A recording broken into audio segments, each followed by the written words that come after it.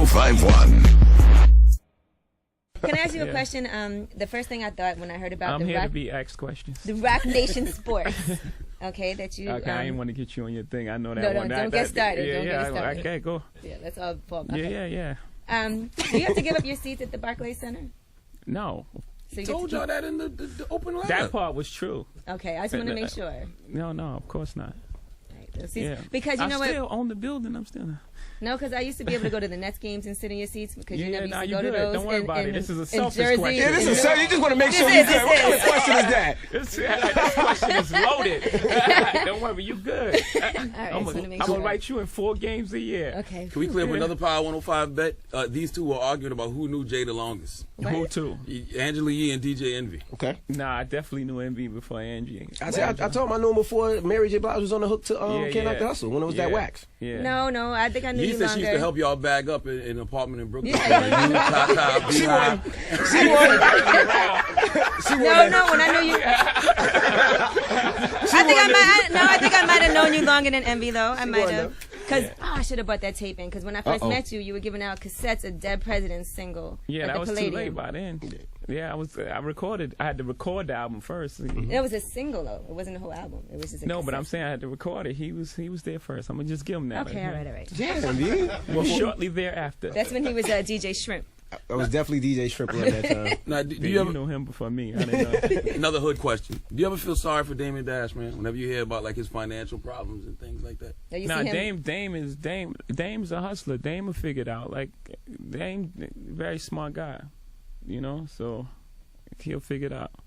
He was definitely playing your album and on Instagram. Yeah, did you see that video? Sweet. Nah, I didn't see it. He was in the barbershop, bobbing his head crazy to it. He said he liked it. He said he felt like he was a part of that. And he knows you're telling the truth. Mm-hmm. I feel like what people gotta understand. I mean, nothing gonna change the way I feel about Damon. No matter no time or space, no separation or anything. I got love for Damon Dash the same way as I did before. I don't know if we can be around each other in that way because times have changed. And he may be a totally different person. I know I'm a different person. Mm-hmm. But nothing can erase that era and the things that we, those times and those memories and those fights that we had, to get Rockefeller where it was. It just is what it is. Nothing's going to change that. There'll be some, minor things in the middle that are getting away, but those things go away and then the relationship remains and those memories remain.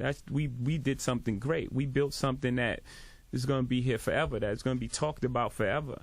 So, there will always be, love there. What was your worst signing at Rockefeller? The worst person that just didn't say Rockefeller. I'm sorry. No. No, I wou't say Mill. Mill album, you should listen to it. It wasn't that bad. It's good. You had a reggaeton era as well. Yeah.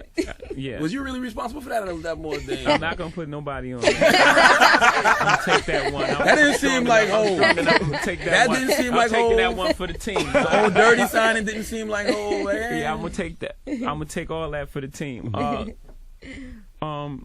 Then what was the worst signing? Yeah. He don't want to throw. You was talking about how Emil was your worst signing. There's somebody that didn't fit.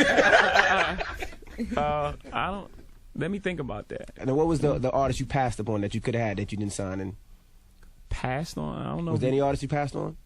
I don't know if we passed on anybody that was great.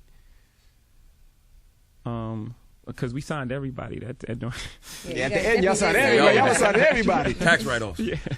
Oh my God. That's not even like a real thing, but it's funny. When you look at the game. And you look at where you're at now, and you look at the peers you came up with in the '90s. Did you say to yourself, "I knew I was going to be here, and I knew those guys were going to be there"? And I'm asking you that because I want to know what you think of the game now, and who's going to be here 10 years from now. Yeah, I absolutely, because I wanted to be here, and I saw a lot of people let opportunities go.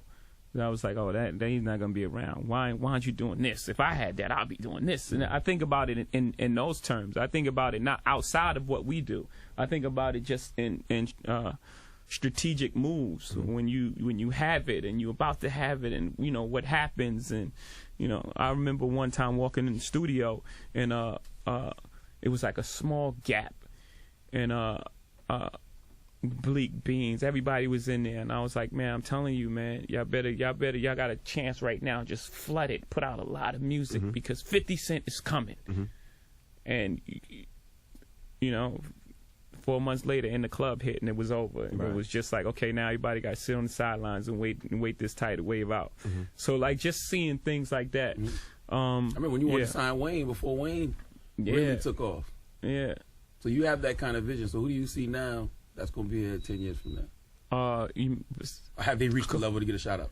Yeah. These people that I'm about to mention definitely reached the level. I mean, obviously, J. Cole,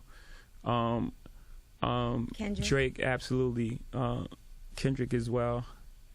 I think just on he's talented, very talented, but just on sheer will and wanting it, Wale is going to be here as well. And I don't want to stretch. I'm sure it's other people, but I just want, Now, you mentioned Lil Wayne. I know that you guys were this close to signing Wayne. What happened with that deal? Because, I mean, Wayne was damn near saying he was Rockefeller, and then it just went left. The truth is, it's the first time I ever told this truth. The truth is, after I had a meeting with Wayne, I had a relationship with Baby, so, I used to go to New Orleans. I would hang out with him. He had me in the purple little, whatever that car was. Remember them purple little cars? The Prowler. Prowler going down the street, no top. People trying to jump in the car, so I felt it was only right to call him. I called them out of respect, like, yo, I was talking to Wayne, just letting you know, boom, boom, boom. So after that, I think we received a letter at our office for like torturous interference. Whoa. And I was like, whoa. Is it sports? They do that? It was like, whoa. And it just all went from there. But, I think I would rather, lose that situation and do the right thing than the opposite. Because I think I could have just, I could have signed him. I could have signed him and then told him after. But, I did the right thing, and I'm cool with that decision. How close were you to really spanking Wayne when he threw that shot at the wife? It was all right. It's part of the sport and the competition. I didn't take it serious. I didn't view it as a threat. I thought it was just a flip of a line that I said, because I said he ain't got my wifey money. I wasn't really speaking to him, but I guess he's holding the flag, so he did the right thing for his camp, and but I didn't take it as a real threat. I took it as a flip of a line. Now, another hood question. People always say, if Biggie hadn't have passed, Hov wouldn't be here. I know you've heard that before. That's ridiculous, right? I mean, I was here while Biggie was here. Well, some people say you made your best material when he was here.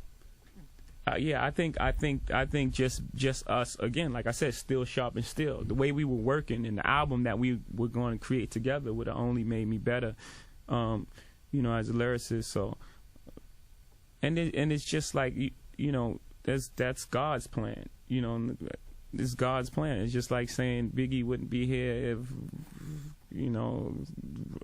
Rakim had been on the Faith remix, or like it's like you can make up any scenario in your mind why a person shouldn't be here, or a person wouldn't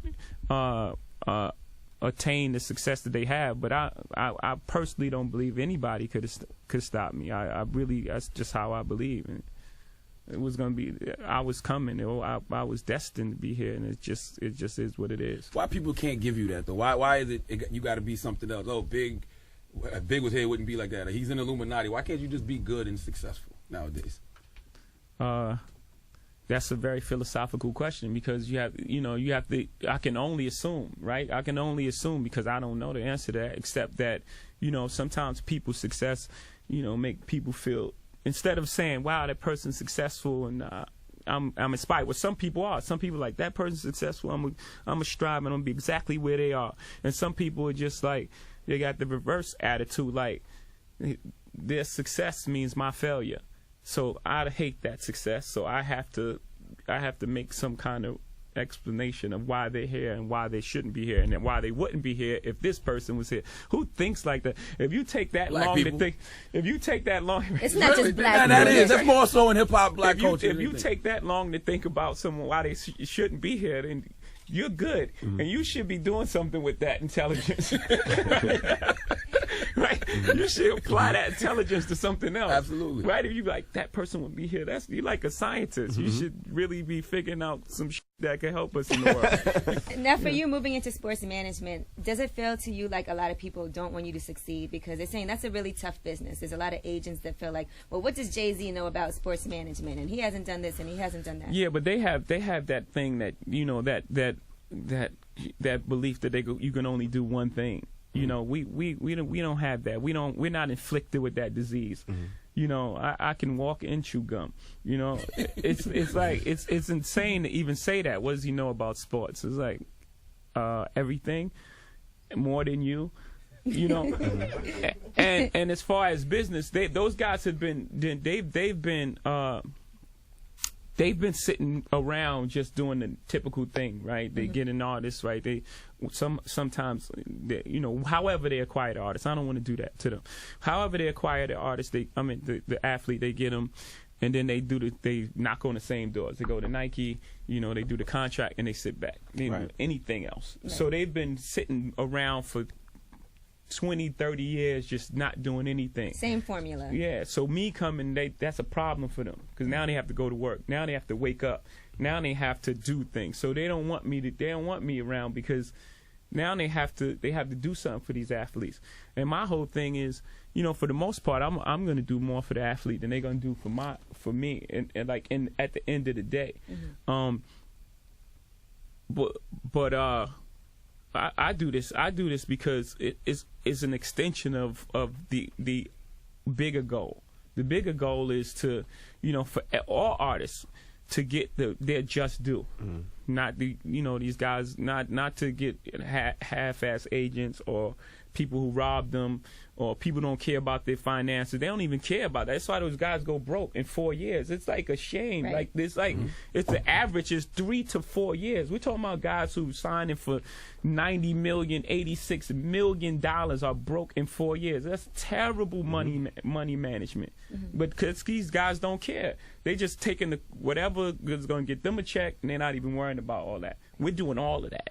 We're almost do that better. We're almost a better money management firm, and then agents.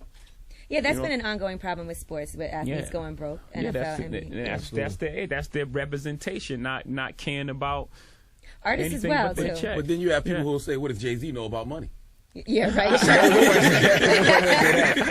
Nobody gonna say that. Is that something you do for all your artists as well? Is kind of put them through some type of financial training and set them up in that way? Yes. Yeah.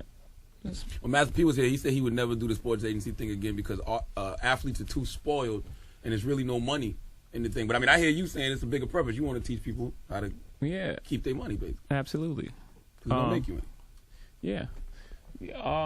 Not that it's all like this, you know, philanthropic thing. It's a business as well. But again, you know, I'm going to contribute just as much or more to an athlete's career than they can ever give me. You know. Now, what made you decide to get up out of Def Jam as president? When you went over there to be president, and then I kind of felt like maybe you felt it just wasn't right for you to be working at the label. You had to make room for Packers.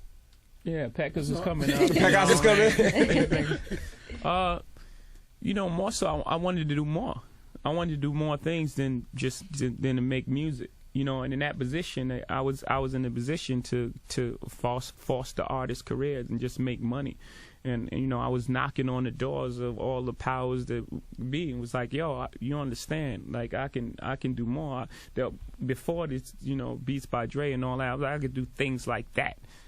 You know, I can identify companies. We'll go get Billionaire Boys Club. This is before it was part of, you know, our thing. You know, I was like, we can get Billionaires Boys Club, and you know, it's hot right now, and then all the artists want to wear it anyway. We let the artists wear it. You know, I'm giving these guys like these elaborate, well, not elaborate. I'm giving these guys these simple business plans. You know, and it was just like, no, just Bring some artists. Bring some hits. Yeah. And I was like, well, then I gotta move on then, because my time now is being wasted. Now, if you walk around with that chain all day, people are going to be asking you, what's the science? What's today's mathematics? Yeah. All day long. By the way, this isn't even my chain. I stole it from somebody. Yeah, I'll tell y'all who got off camera. Uh-oh. Stealing chains now? Is it a world star? Not really stealing. No. Does it mean anything to you, though? Yeah, a little bit. I'm with you. Yeah. I don't like the conversation either. I call myself the God because I feel like it sometimes. I study a little lessons, but I'm not into all, Yeah. Religion is like a personal computer. You let people in if you want to. It is. It truly is. You know how people look at your computer, you're like, yo, this is a personal computer. That's what everybody says. Oh, Jay-Z, with the new album, they're like, oh, Jay-Z has such a God complex. I'm like, a man can't reference God? Like, Genesis 1:26 says God created man in his image, so I can't reference myself. Absolutely. A little bit every now and then is God. Absolutely. We are all gods. Mm-hmm. Besides sports, what else do you watch on TV? Do you watch any of these reality shows? They don't think you're human. Yeah, but nah. I know you used to watch Sex and the City when that used to come on. Yeah, but and I still watch HBO. I watch HBO on ESPN. I'm not. You watch TV? Yeah. He definitely watches sports. Yeah. Obviously. Yeah. HBO, huh? You gotta watch Nickelodeon. I don't watch Nickelodeon. You don't watch Girls or Nah, this is a little Kirby Baby music. Einstein. Oh, little Baby channel Einstein. That's always on. Yeah, Baby Einstein and the music. Yeah. Yeah. Have you ever had to kick anybody out the room because they approached you about doing a reality show with you and the family? Nah, that's never happened. no one's gonna ask you that. No one ever getting that close to me. Anyone with those type of questions have. Tata, get the pepper spray. Ask me about some Anyone reality with show. those type of questions that get vetted. There's no way. There's 18 layers before that happens. Now, how did you link back up with Timberland? Because it seems like y'all were apart for a minute, and then all of a sudden it seems like you got him back smoking again. Yeah, me and Tim have always been great, but we've never been able to do more than one record together. Seems like he's living in your house right now. Yeah, we've been together for since the year started. Right. Basically, but we've only been able to create in small time frames. Like we'd do Big Pimpin', and that was it. Right. It was just like a personality thing. It wasn't really clicking. But we always had genuine love for each other. But it just wasn't right. And then finally when he came back this time, he was a little humble. He was humble. He was just because he changed. Timberland changed. More mature. Yeah, he actually was like a different person. It was like I was looking at a different person. Absolutely. The way he just his conversation and everything. I was like, oh, Tim's ready. Yeah. Tim. And what about Just Blaze?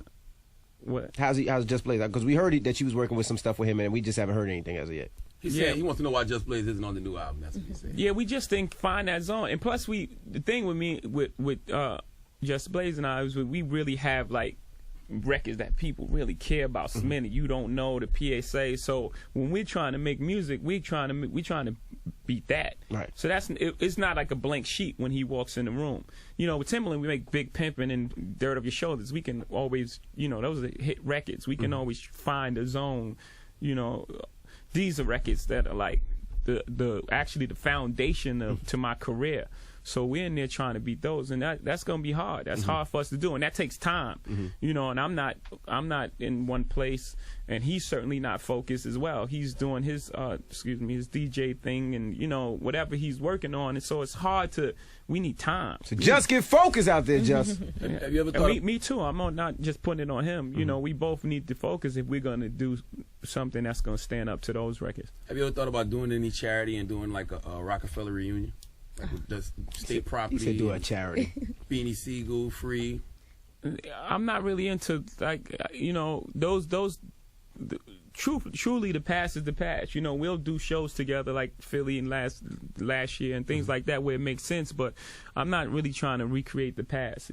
It can never be what it was. And that time was that time of moment. It was special. That never works. I don't know if it's ever worked. I'm trying to think, and it's not really coming to me now. I don't know if it ever works when you try to recreate something. It's just like, people just start looking like a little slower. You know what I mean?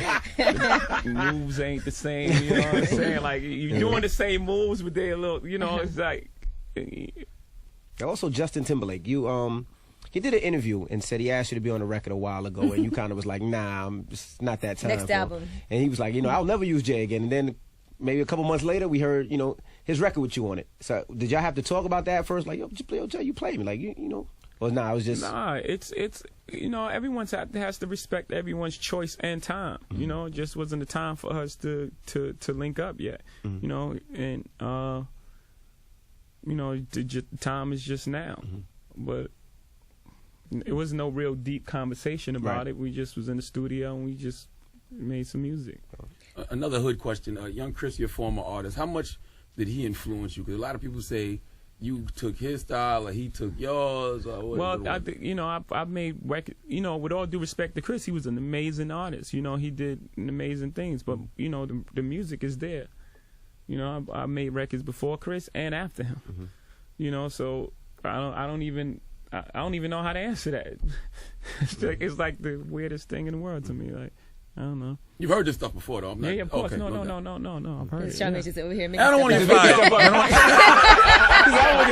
I've never heard that before. It's just weird to me. It's like, really? Like, I'll get pulled in the office by the PD. Why did you ask Jay that? I'm like, it's been on the internet for years. Now, have you hit Robert De Niro back yet? Because he was trying to reach you. I don't know if you saw that. Who? Oh, Robert De Niro. No, I haven't. He's mad. He's pretty mad, too. How do you duck Robert De Niro? How do you get to the point in your life where you can curb Robert De Niro? Like, it's just Robert De Niro. I treat people based on who they are, and who they really are. Like not the name, not Robert De Niro. Like who you are as a person, and that's just. So he's it doesn't matter. It doesn't matter who you are. Everyone has to be respectful, and everyone has to be a human being, and that's no one's above this, the spin, the curve. Respect the fact that I am Hove. It's 18 layers to this. You got 18 people to talk to before you can talk to me. No, not in that way. Yeah. Curve. But yes, but I'm not saying that in that way. It's just we all human beings, and we all have to be respectful to one another, and that's just the end of it. And that's how I carry it with anybody. Now, is there any rumor that you've ever heard that made you be like, all right, this is just weird? All of them? All the time. Well, yeah. Which one? Who you want to start with? Like when they said Beyonce didn't really have the baby. That's a good one. Yeah. That's probably the most ridiculous thing I've ever heard. And the fact that people were really like running with that and running up with it and had follow-up stories. Because at first I thought it was a one of those get press things, like let's run with this for press. Then I was slowly like, oh, y'all believe this, right? It started going so far, like, oh, y'all really believe this, and that's really that's messed up because like the time when you're supposed to be most joyous, you got life in you, and the whole thing, it's supposed to be a joyous time for you to have to like deal with that, whether you say you care about it or not, is annoying. And you shouldn't have to really deal with that as a human being, but that's the position that we're in. Don't feel sorry. How do you keep from responding to certain things? Because everybody always says, "Okay, I got a Jay-Z situation," and not say nothing. Like you always seem to keep your cool and not respond to the BS that's out there. It doesn't matter. It really doesn't matter because when you're not in control of the outcome, it don't matter what I say. It don't matter how many times. It don't matter how many times you say that. Beyonce is really pregnant. Right.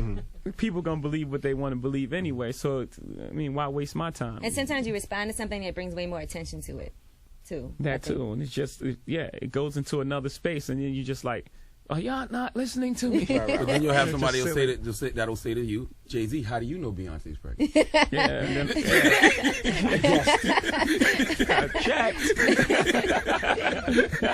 Well, the album's in stores right now. We appreciate you stopping through. Now, some of the lyrics on the album, this is something that the intern pulled up, and she was reading. Oh, don't try to put it on somebody else, Envy. Now, I'm going to read it. She was talking about Beyonce cheating on you. And I guess in your lyrics you said, keep cheating on me, what I do, I take you back. All right, everybody get fired. I don't know nothing about turning my back on this. No, that record is about fame. See, that's what I mean. That's what we're asking. Yeah, I know, it's all good. No I don't want to get fired. That's pepper sprayed. That's why DJ Shrimp is asking. I want to get fired on pepper spray. Emery just turned around, just making sure. That song is about fame. You know, and it's about the way, you know, fame is fleeting. You know, the holy grail, meaning like you chase this thing and these bright lights and these cameras, and then you look back, you want everything, and then you end up with nothing. So at some point you have to stop yourself. You know, so that whole first verse is me complaining about it. You know, the fame, she cheats on me. You know, she hangs out with Kanye and Drake and J. Cole, and what I do, I took her back. You know, so when it's my turn, I take her back. So the whole thing is about fame, and then the second verse is about, you know, fame. You know, it's not really about anything. So I start the rationalizing, and it says people dying back where I was from, like putting it in real perspective. Right. Like, I don't care about this. I mean, people got real life problems where I live, where, you know, where I grew up. People are dying and getting shot daily. You know, like 40-something people got shot in Chicago. What I care about being on MB show. Right. No, It's a good show. But do you have these you know what I'm conversations? saying? But I'm saying like let's put it all in perspective. Right. You know, I got a good life. You know, I got a great life. You know, whatever comes with it, even ridiculous rumors about anything. It's nothing compared to. It's nothing compared to what, you know, where I've been. Is it crazy for you going back to Bed-Stuy and to Marcy and everything and seeing how different the neighborhood is now? Yeah, it's like condos. It was like these huge condos. It's like expensive to live condos there. right across the street. I got a great story for that. I don't forget what album it was. Maybe 2 or 3 albums ago. The guy who does the sample came in the studio and he was like, "Yeah, I bought a great condo right across the street from Marcy Project," and I was like, I don't get it. You know, 'cause he was like, you know, really had a great job, great position, he was making good money, and I was like, why does he live across the street from Marcy Project? Right, and then he was like, he came back a couple days later. He was like, "Yeah, we moved." He said at nighttime, you know, his wife was pregnant. He said at nighttime we heard pow, pow. He said, "I thought it was firecrackers," and it kept going pow, pow. He went and seen the apartment in the daytime. Right. So that's a bit of advice for everybody. I've been see the apartment at day. You have to ride through at night, and when it's hot out, that's when you really can tell what a neighborhood is like. Because I'm looking at Bed-Stuy and everything is like over $1 million, and it never used to be like. It's crazy. Now, my final question: what you said about fame? Do you ever have that conversation with Ye? Like, Ye, it's just the paparazzi. That's not a real problem. Yeah, all the time. Okay, that's the answer. When you seen him hit his head on that stop sign, did you laugh? I'm just curious. Did you laugh when the first time you seen it? I chuckled. All right. When you saw Charlamagne getting chased outside the building, did you laugh? That was pretty funny. I laughed really hard. Listen, you gotta see the other video. It's another video. There's no other video. No. Some cats tried to get me in the store, and it's a surveillance video, like some No, old one dog in cat, the not minutes. some cat. One guy. The one thing I liked about it, I mean, because you can't help that. If somebody just run up on you and knock you inside your head, you know what I mean? I'm shocked. I'm startled. I'm like, yeah, no, that is what it is. That can happen to anybody. The way Not you. saw it coming. He seen it. That was that was the thing I saw. I was like, okay, that was you know, little nuances of your personality. You saw it, you knew that thing was coming. He was you know what gave it away though? What? The camera. Yeah. It's a world star era. Like, Right. nothing good is gonna come of this situation. Right. Like, I'm getting out of here. I'm not letting these guys plan go through. They might have peed on me or something. I don't know what they was My gonna do. goodness. Ladies and gentlemen, Jay-Z is the Breakfast Club. It's Power 105.1. Real people, real celebrities, real talk. Join the Breakfast Club. Blast off in your ear. Weekday morning, 6 to 10. Only on Power 105.1.